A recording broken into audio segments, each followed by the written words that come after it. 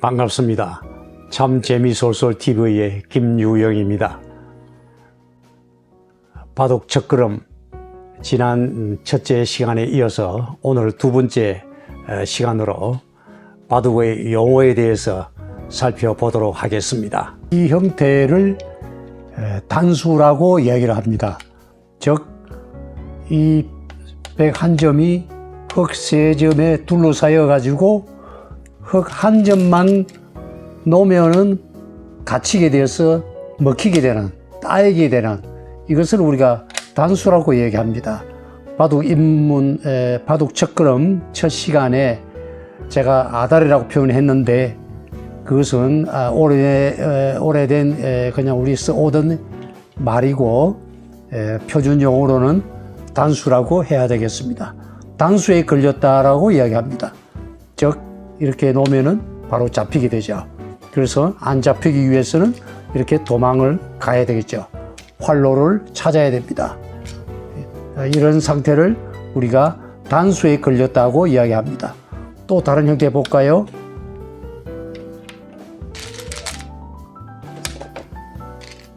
이것도 백이 단수에 걸렸다라고 이야기합니다. 바로 백이 도망 안 가면은 흙이 여기 놓으면은 바로 따이게 되죠. 드러내게 되죠. 이거를 단수라고 이야기를 합니다. 그리고 이렇게 상대방 돌 한 점을 때려내는 것을 빵때림이라고 이야기를 합니다. 바둑을 두면서 이 빵때림을 처음 단계에서 빵때림을 당하면은 이 사방이 흙세력이 좋아지기 때문에 바둑 초반에 빵때림은 집 30집에 해당할 수 있다라는 말이 있습니다. 그만큼 빵때림이 중요한 거고 빵때림을 안 당하도록 해야 되겠죠.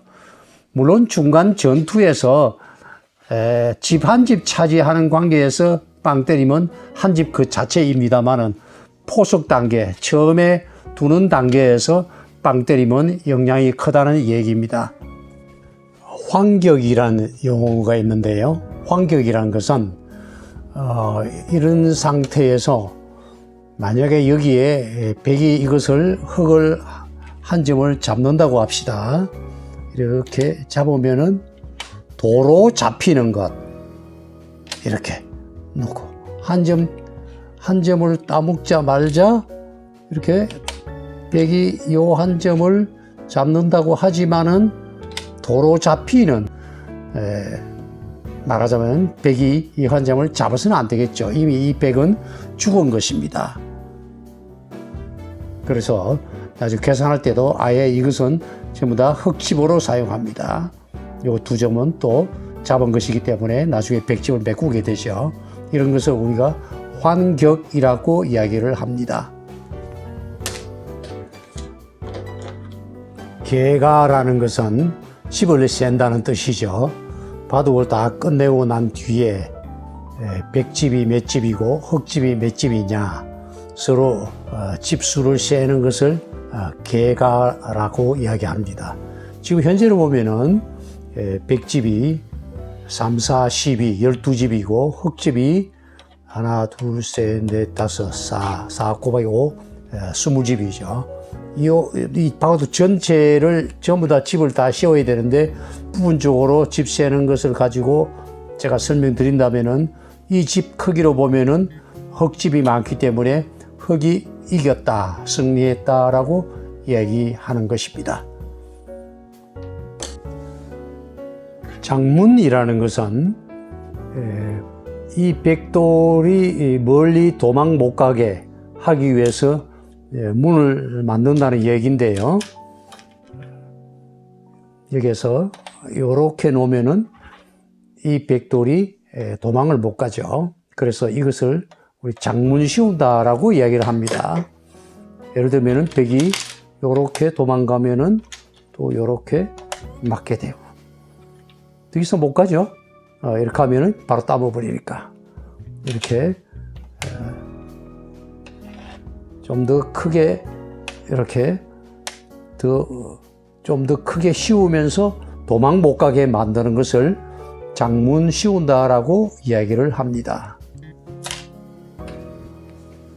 정석이라는 것은 귀의 처음에 귀부터 먼저 바둑을 두게 되는데 집을 많이 차지하기 위해서 귀부터 놓을 때에 귀의 접전에서 백이든 흑이든 서로 상방간에 손해 안 보고 서로 간에 최선의 결과를 얻어내는 그런 수를 서로 불만이 없는 그런 어떤 수를 가지고 정석이라고 이야기를 합니다.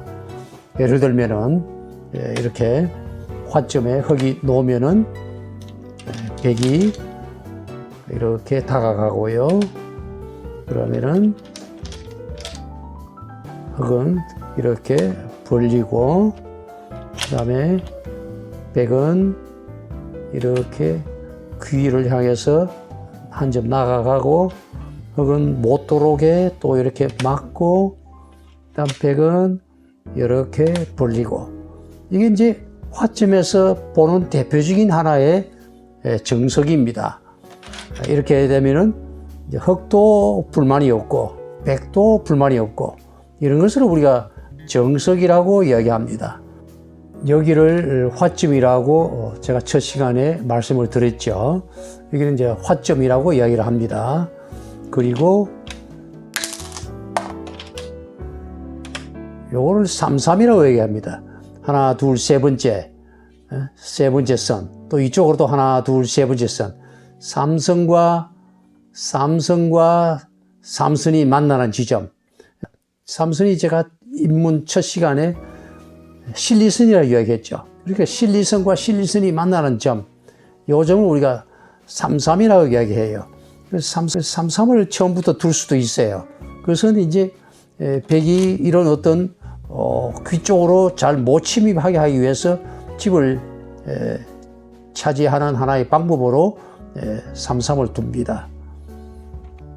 이것을 소목이라고 이야기합니다. 소목. 요 화점에서 한 칸 내려 두는 것을 소목이라고 이야기하고 또 이렇게 한 칸 높게 두는 것을 고목이라고 이야기합니다. 그리고 이렇게 두는 것을 외목이라고 이야기를 합니다. 공배라는 용어를 설명드립니다. 공배. 어느 백이든 흑이든 서로 놓아봤자 집이 안 되는 그런 곳을 공매라고 이야기합니다. 바로 이런 것입니다. 이런 것은 누가 놓더라도 진짜 집이 되지 않죠. 그래서 이런 것을 공배라고 이야기합니다. 이런 것은 바둑을 집을 늘려나갈 때는 두면 안 되겠죠. 집 다 계산할 때, 개가할 때에는 이런 것은 메꾸어 가지고 서로 간에 다 끝나고 난 뒤에는 집을 세기 위해 셀 때는 서로 집이 아니죠. 그래서 행마라는 것은 바둑돌을 움직이는 것을 말합니다. 이 백돌을 움직일 때는 이걸 움직이는 것이 아니죠. 장기는 말을 움직입니다만은 바둑은 일단 놓은 돌은 움직일 수가 없습니다. 이것을 집을 넓히거나 상대방 집을 줄이거나 공격을 할 때 또는 중앙으로 뛰쳐나가기 위해서 뭔가 움직이죠. 그 움직이는 것을 행마라고 이야기합니다. 예를 들면은 이렇게 움직이는 것을 행마라고 이야기합니다. 축이란 것은 이런 상황에서 흑이 이렇게 단수를 칠 때 백이 이렇게 나아가더라도 흑이 다시 이렇게 놓으면 단수에 걸리고 이렇게 계속 단수에 걸리는 것을 축에 걸렸다라고 이야기합니다. 그래서 이것은 이렇게 계속 나가게 되죠. 도망가면은 또 이렇게 또 단수 치고 이렇게 놓으면은 또 이렇게 단수 치고 또 놓으면은 또 단수 치고 이렇게 끝까지 가면은 결국은 이것은 잡히게 되죠.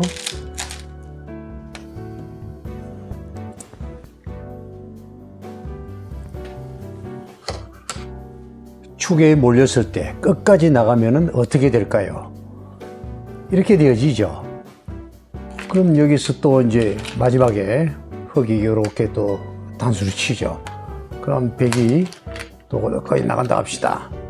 그러면은 또 흙이 이렇게 되고, 그럼 백이 더 이상 도망갈 데가 없잖아요. 여기 놓으면 여기서 흙이 놓고 따먹어버리죠. 그렇기 때문에 이거는 끝까지 나간다 해서 사는 것이 아닙니다. 그래서 처음에 축에 딱 몰렸을 때는 바로 그때 당시에 말하자면은 살리려고 노력해서는 안 되죠. 그거는 이미 죽은 것입니다. 그런데 사는 방법 하나하나 딱 있어요. 어떨 때 살 수 있느냐? 바로 예를 들면은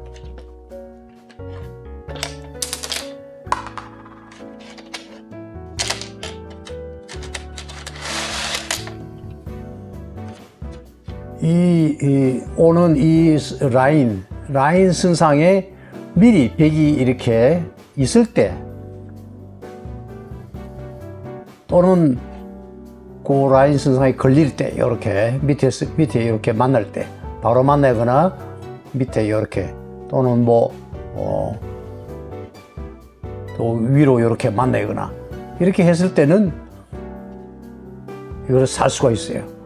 예를 들면은 이렇게 이렇게 이 라인 선상에 이렇게 지나갈 때 이렇게 만나게 돼 있다 합시다. 그러면은 백이 이렇게, 또 흙이 이렇게 아다리 치고 백이 나가고 흙이 놓고 백이 놓고 아다리 치고, 그러면은 또 이렇게 되죠. 또 이렇게 하면은 또 이렇게 되죠. 그러면 이제 단수 아다리가 안 되잖아요. 이렇게 놓는다 하더라도 단수에 안 걸리잖아요. 그러니까 이때는 이제 만약에 이렇게 되었을 때는 백이 오히려 이제는 역으로 공격하게 되는 거죠. 이러면 양단수 걸리죠. 단수 이런 것을 하나 놓을 때 양쪽에 단수 걸리는 것을 양단수라고 얘기를 합니다. 이렇게 걸리면 이제 흙이 망해버리는 것이죠. 그렇기 때문에 이렇게 축이 걸렸을 때 쭉 따라가서 그 선상에 내 돌이 있으면은 사는 것이고, 그렇지 않으면은 죽는 것이다. 그래서 바둑을 둘 때 때로는 여기에 만약에 축이 걸렸는데 이 라인에 내 백이 없다. 그러면은 이 축은 내 말을 활용을 해서 오히려 이런 쪽에다가 착수를 할 수 있죠. 그러면 이런 쪽에 내가 집을 지을 수가 있죠. 이걸 이용해서. 그렇게 축을 이용한다라고 이야기를 합니다. 이렇게 축에 몰렸을 때는 대책 없이 나가다가는 망합니다. 잘 보셨나요? 바둑 어렵지 않습니다. 알면 알수록 재미가 쏠쏠합니다. 배워보세요. 그리고 제가 또 다음에 이어서 계속 바둑 첫걸음 이어나가도록 하겠습니다. 좋아요, 구독 감사합니다.